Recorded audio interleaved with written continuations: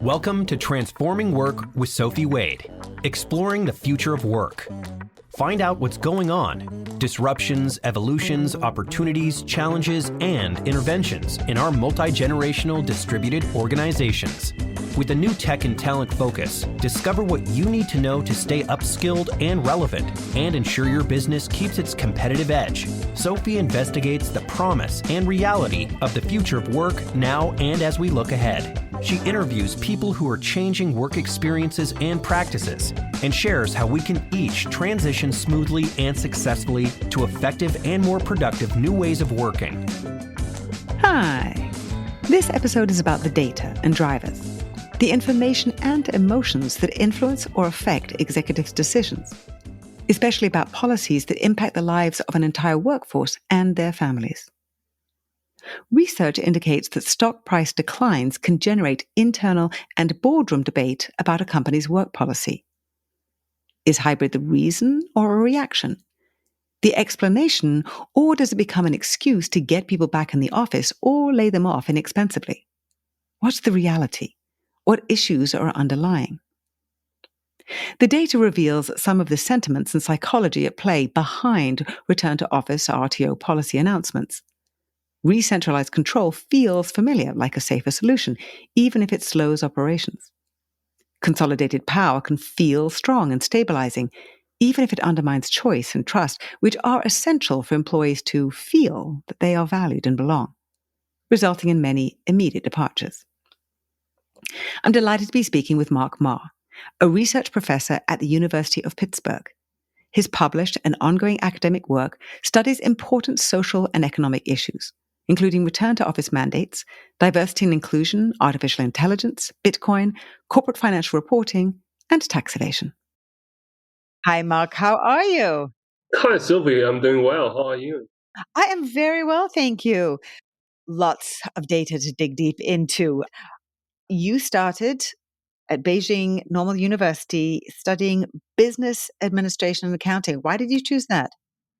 My parents initially recommended me to study accounting because it's easier to find a job in accounting. Okay.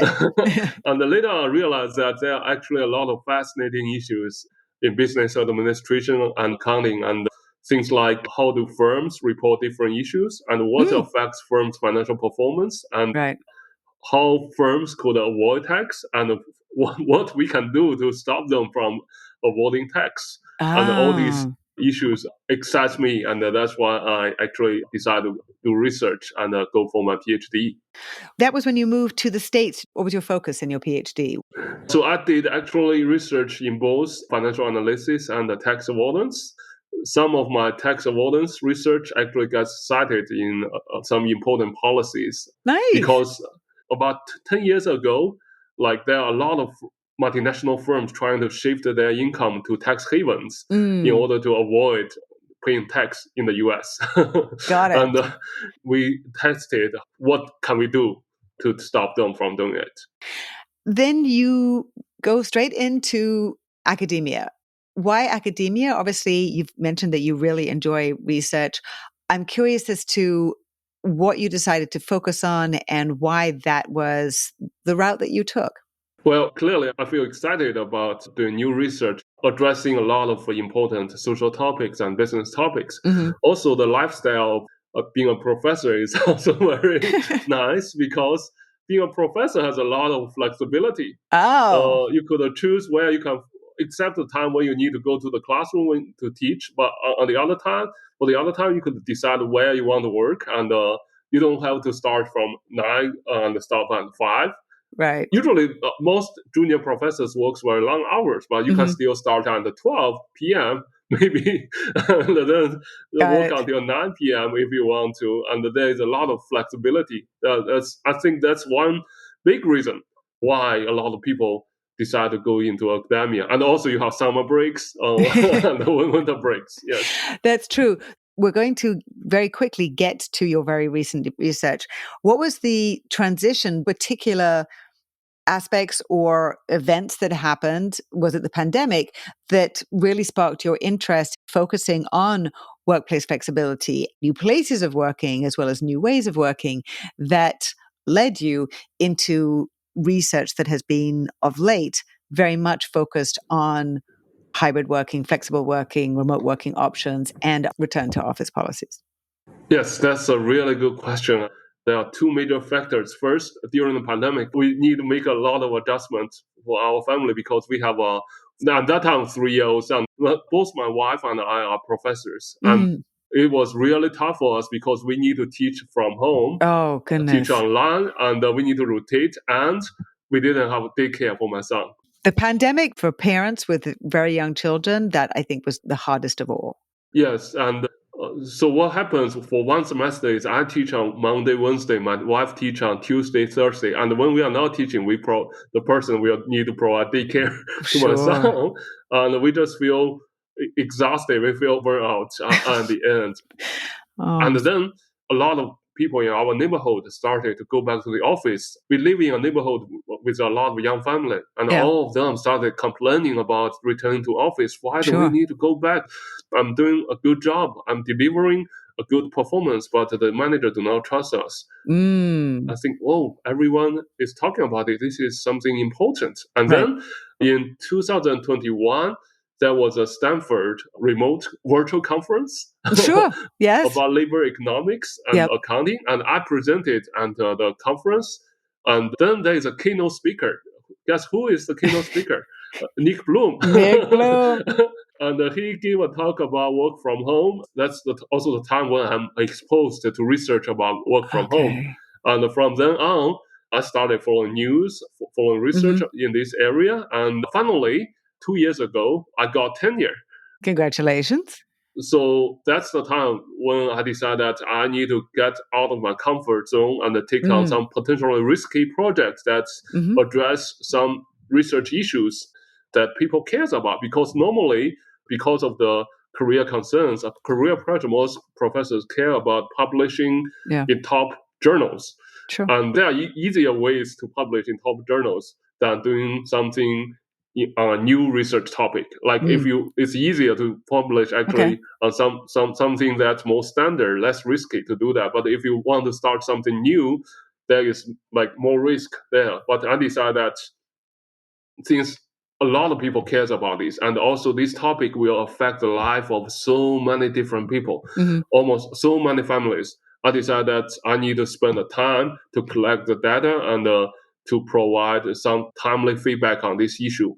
And hopefully that would help contribute to the debate about this and help people have a better way of life and help companies make better decisions. That's why I decided to focus on this area. That makes total sense. And of course, if you're surrounded by your neighbors, as well as being a family with a young child, then obviously your neighbors are showing you every day as you walk around your neighborhood how important it is and how present the issues are every day.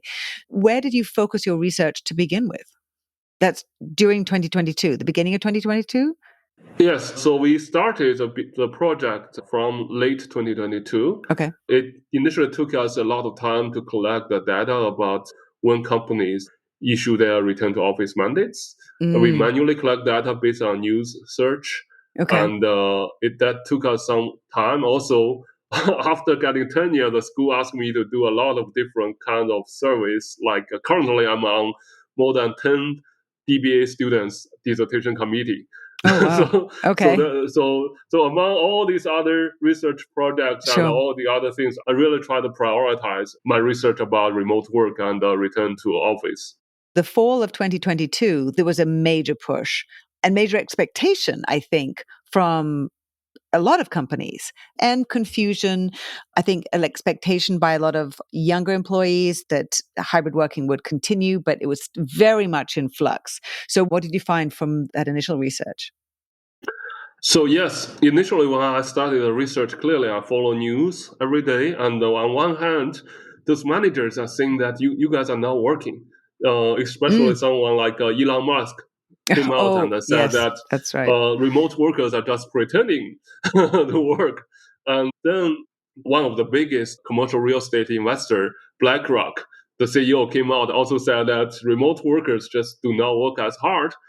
But on the other hand, when I talked to my neighbors, they all told me that how could that be? I need to deliver my assignments on time. And every time I deliver on time, my manager clearly need to tell me what should be done at what time, and I need to get my job done and that by the deadline. If I do get the job done, I will be fired and I will lose my job. Right. And how could it be that I'm now working hard at home? So that's when I started to collect information about the arguments from both Right. sides. Mm-hmm. I decided that we need to test this. Like, what exactly is going on? How do these return to office mandates work out for the companies? And why these managers want such mandates? Now, we do have, thanks to Nick Bloom and you and others, we do have really good solid state data from the whole of 2023 and through into 2024. There has been an evolution in terms of why executives, a smaller set of senior executives, now are pushing for return to office. What were you finding out of that original return to office push back in late 2022 and into 2023? So what we found is really interesting is a lot of firms has a stock price crash, and then they issue the return to office mandates. Okay. That's because during the pandemic, actually stock market did really well, and a lot of firms has like set new records for their stock price. Mm-hmm. But around the second half of 2022, the stock market starts to cool off. A lot of companies, the stock price did no longer performs well. Right. And then a lot of CEOs, I think they need to provide an explanation to their investors why the firm's stock price is not doing well. Mm. Clearly, a very easy explanation, as Elon Musk said, is remote workers are not working as hard. Because of my research, I got connected with several executives. They want to stay anonymous, but one of the executive told me that that's exactly what happened at that firm. Like that firm's stock price didn't do well in a quarter, and when they talk about the reason for the bad stock returns inside the firm, when they have meetings among those top executives, nobody mentions remote work as a reason. Okay. But when they have a board meeting, when the top executive have a meeting with the board of directors, like when one of the directors just said that Elon Musk said remote workers are not working, or someone said remote workers are not working as hard, have you considered your remote work policy? And suddenly the CEO knows that that director represents one of the large investors. And the CEO suddenly changed his tone and said, yes, everyone needs to come back to office. Remote work is the problem, even though there's no evidence and there's no data. Very careful market analysis about what they need to do about their product, what they need to do about competition, and how to cater to change in customer demand. All these are ignored. The only solution they provided after the board meeting is return to office. So that conversation just like confirms what we found in the data, that firms after stock price crash, firms are more likely to impose return to office mandates.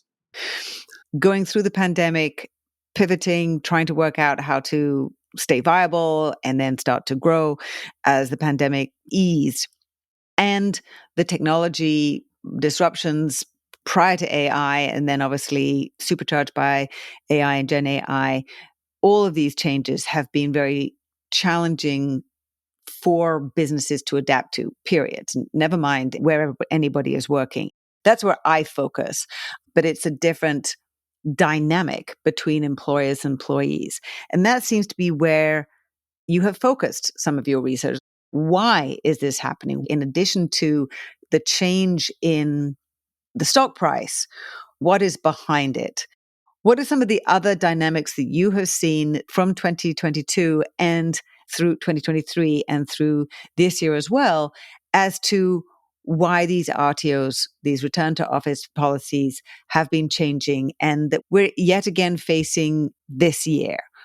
Yes. So I think another big factor after this return to office mandates is a lot of top executives, when they do not see the employees in the office, they do not trust the employees. They feel they have lost control of the employees.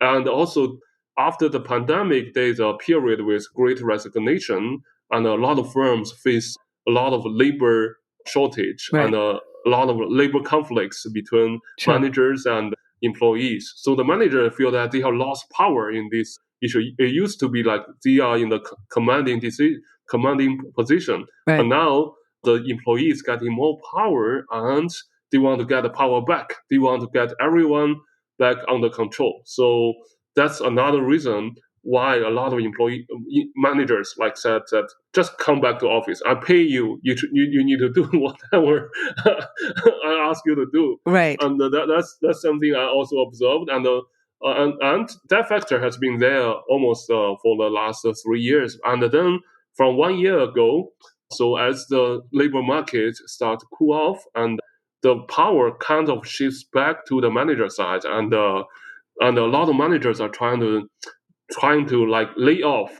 employees, and a lot of people think that they are trying to do some quiet layoff because they are actually doing layoff without doing layoff, right? Right. So Sure. I feel that that's what's happening over the last year, like in the tech, especially in the tech industry.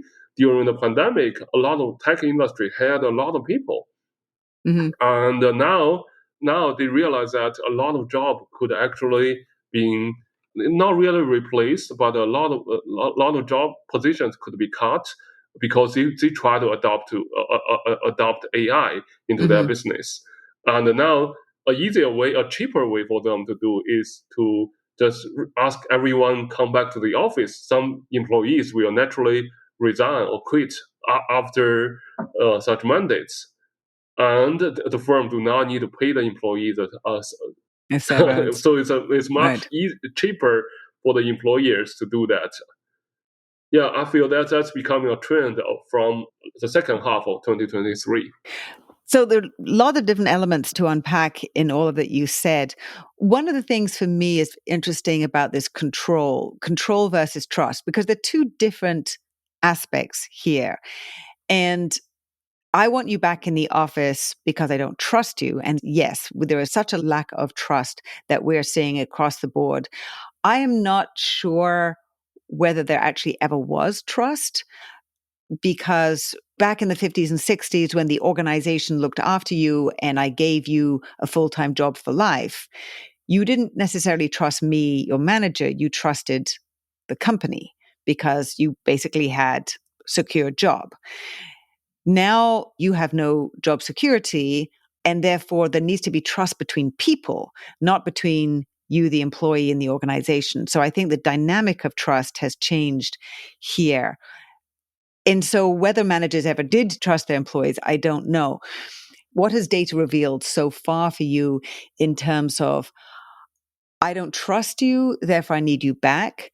And I also want to control you because that's going to replace the trust that I don't have, right? Yes, so what we found is the more powerful CEOs and the male CEOs are more Okay. likely to impose return to office mandates. And the way we measure power is the CEO's compensation relative to Oh, other top executives. Because actually, oh, inside a firm, the CEO assign or the CEO decides who will become the CFO and who will become the COO. So they could mm, found people who are like have a similar experience to them, and then in that case, uh, like it's more like a team. But on the other hand, what they can do is they could assign some relatively junior people to those positions. Then the CEO decides everything, and they basically do not want to hear what other people's opinion. And if they want oh, get a lot of power, they will assign relatively junior employees or less experienced executives. As a result, their compensation will become much higher than other top executives' compensation. So that's a sign that these CEOs basically want to have control, want to have power inside the firm. oh, Mark, that's fascinating. So when you see this compensation differential, that is the proxy for power and how the CEO has probably achieved that power. And they're the ones who are more likely to be issuing these type of fixed mandate RTOs. Yes, that's so. Also there's research which shows not I do not try to alienate all my male friends, but there is research which shows on average male are more likely to seek power inside firms compared to females. Right. So that's also why we interpret the result that male CEOs are more likely to seek power through return to office mandates. Just on average, not all males. On average, yes. Okay, so it really is power control, not even necessarily so much about trust, potentially. Very interesting. Let's talk more about these RTOs. I do want to speak to the definitions of different policies. The Flex report, where I believe you get a lot of your data, in categorizing, I just want to be thoughtful about the fact that structured hybrid, which includes fixed days per week as well as minimum days per week, for which there can be some flexibility within that. And then flexible hybrid, which basically gives employee choice. Even within structured hybrid, there is some flexibility. So I'm very interested in terms of what you're seeing when particularly the fixed days mandates that are coming through, and specifically that are coming through now. We went from, let's say, Amazon last year, it was a 3-day mandate per week, and now it has gone to 5 days. How have you watched that evolution happening? What are some of the things that have struck you and that you found in your data, in addition to who is typically doing this and why? So let's talk about the Amazon story. And Sure. So what I have been recommending to everyone I talked to recently is that you should allow team choice plus employee choice. That means teams decide when they want to come to office together, and on those in office days, like those meetings should be intentional. Like everyone come in and they need to have interactions rather than everyone working on their laptops individually. And then for the rest of the week, employees could decide where they want to work. They could work from home, but some employees may feel more comfortable working in the office, and they should be allowed to do that. So that's what I have been recommending. And guess what? That's what Amazon was doing before their RTO. What's the data that is showing you that employee choice flexibility is so important? So unfortunately, we still do not have a lot of research on this because we do not have a lot of data for such analysis. But that's what I'm trying to do next step. I want to work with a company to see if there's any company or if there is any manager who is listening to the podcast, and if you want to do some experiments with your company about what's the best approach, please also contact me. And I'm trying to talk to some company to see whether they want to run experiments to allow employee choice plus team choice, whether to see whether this is the best approach. Just based on, we want to run with some real company to collect some real data, and then we could draw a conclusion or better inference about whether this approach. Theoretically, I think this is the best approach, but unfortunately, we still do not have the data yet. I do want to put my hand up for listeners to say that there are companies, Atlassian is one of the most visible companies that does do that, Allstate and other companies that are allowing a lot of flexibility and a lot of employee choice. And the Flex Reports data shows that there are increasing numbers of companies that are allowing minimum days per week, which means that employees do have the choice as to which days are coming in, as well as the amount of flexible hybrid within. So there is a lot of movement to be giving more flexibility to employees. But yes, please, any companies who are willing to be participating in Mark's future research about this and to be able to prove how important it is to give employees flexibility, there'll be information to be able to contact Mark in the show notes. So take it away, Mark. Yes, actually, I know that several big companies are doing this. They must have their internal data, which shows that this approach works. Like I believe Cisco did a 2-year experiment and then decided that this is the way they will move forward. It's just I do not have access to such great data. But if they want to share with me, I would be excited to do the analysis. And yes, any company interested in doing this, I would greatly appreciate. Yes. So going to the RTOs, which have been happening, and what has happened in this progression in Amazon's RTO? I'd love to hear more of your thoughts about that. Yes. So if you look at Amazon's stock price, Amazon was doing like the best approach initially in 2022. And then in 2023, the stock price crashed. Oh, And actually, before the RTO, the CEO, the new CEO at that time, Andy Jassy, came out and said that he has no plan to call right. employee back to the office. Right. A few months later, they imposed a 3-day RTO, and then a lot of employees are unhappy. Actually, they have a petition inside the firm, like more than tens of thousands of employees actually signed a petition. And then the company just ignored the petition. And so people came back to office. I'm pretty sure a lot of employees left at that time already. Right. And recently, so they have the 5-day RTO, which is very rare among the employees. And I talked to someone who recently moved from Amazon to Nvidia. And he's so happy. He's so really? happy that he moved. Yes. And I'm pretty sure if nowadays Nvidia extends an offer to someone, they are interested, a talented employee, they are interested in hiring on Amazon, I'm pretty sure the employee will seriously consider the offer from Nvidia. And yes, it would be such a nice way to attract a lot of talents, like just providing flexibility. And what's really good about this, it doesn't cost the company any money to provide productivity, and it actually saves the company a lot of money to provide flexibility.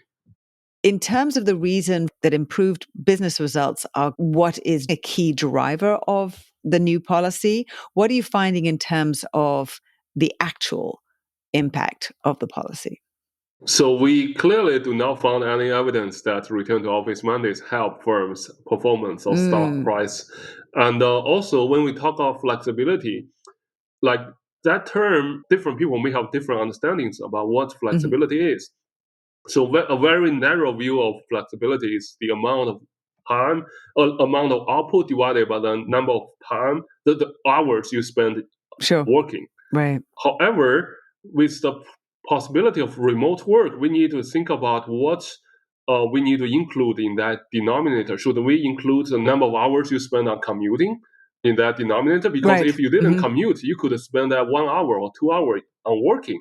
Yep. And therefore, I think we need to more carefully consider, think about what is productivity, and should we just measure productivity using such a narrow window, which I mean per hour window, or if we could take a longer window, if we talk about per day, then whether you, as long as you finish your job per day, no matter how many hours you spend, that doesn't matter. Or if we talk about per quarter or per month, then in that case, all these issues about you are more efficient in office per hour, you get more things done per hour when you are in office, that's not relevant anymore, because as long as you have the output for the month, for the week, for the quarter, how many hours you spend on a specific day doesn't matter anymore.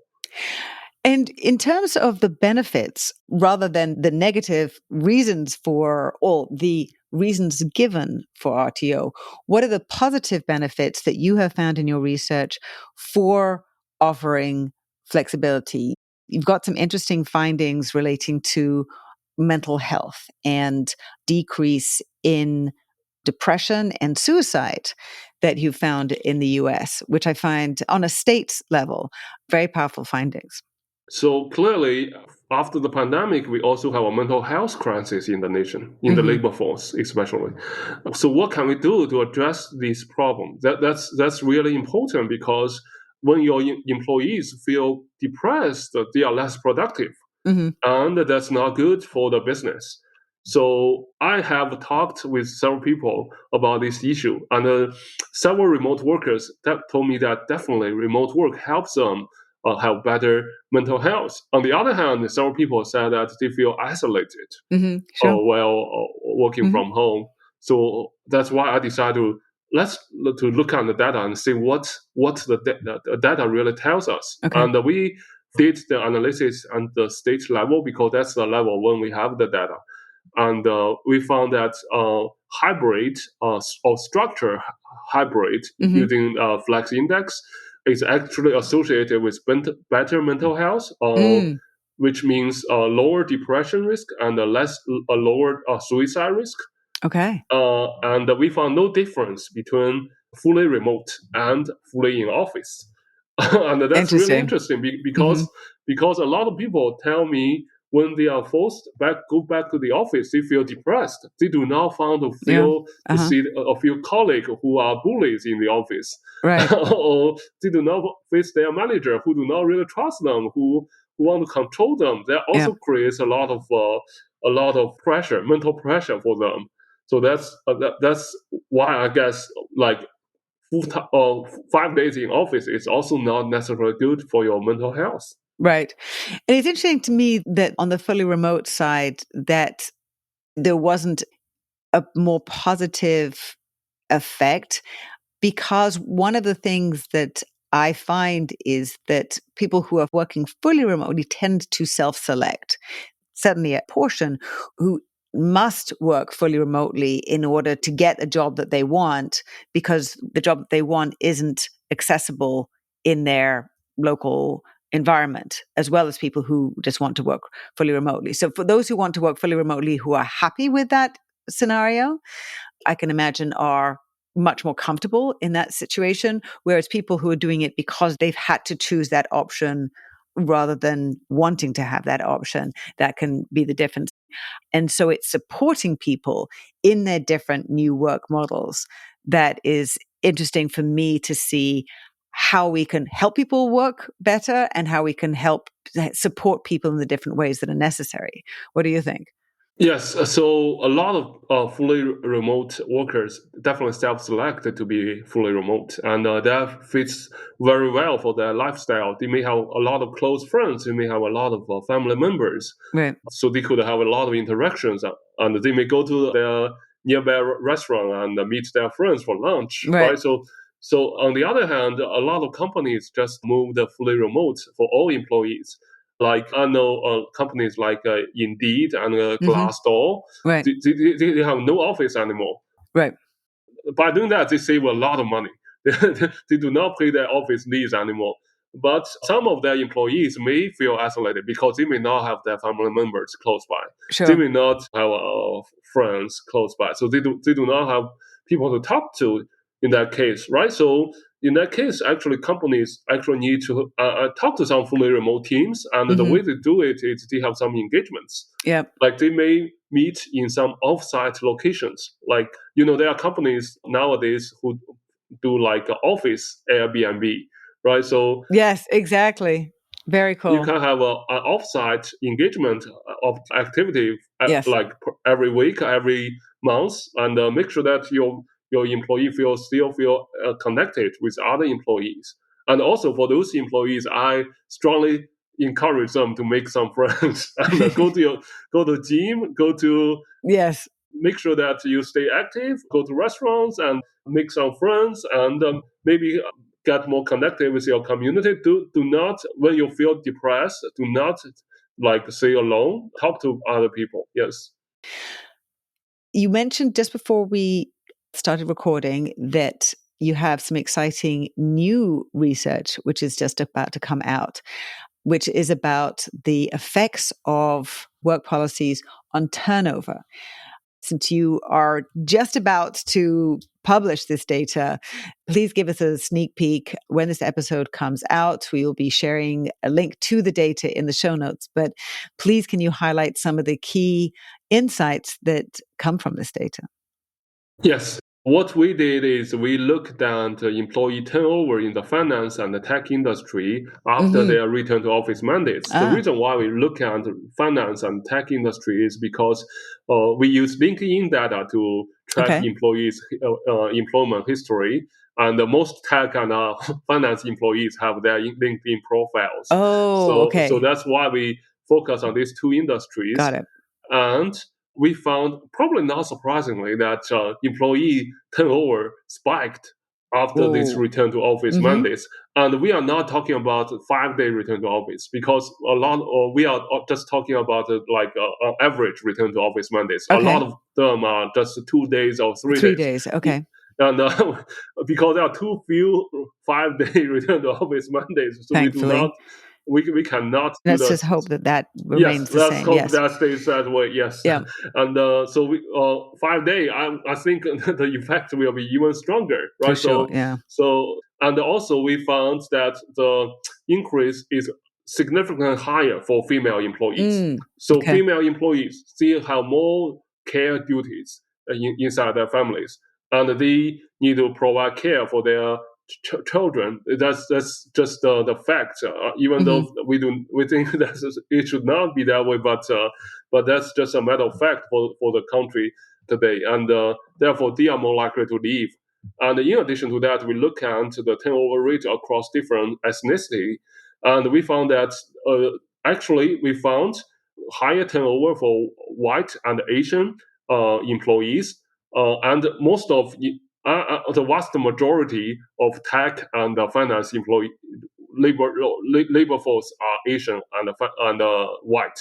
And however, for the minority, Black and Hispanic workers, we do not find the spike. I do not think these employees. I do not think it's because these employees do not want to find a new job.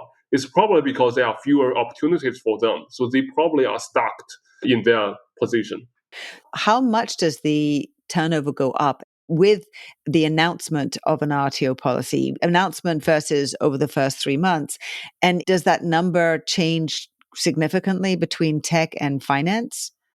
So we haven't looked into across industries difference, but what we found is that happens really quickly in the 2 quarters after the return to office announcement.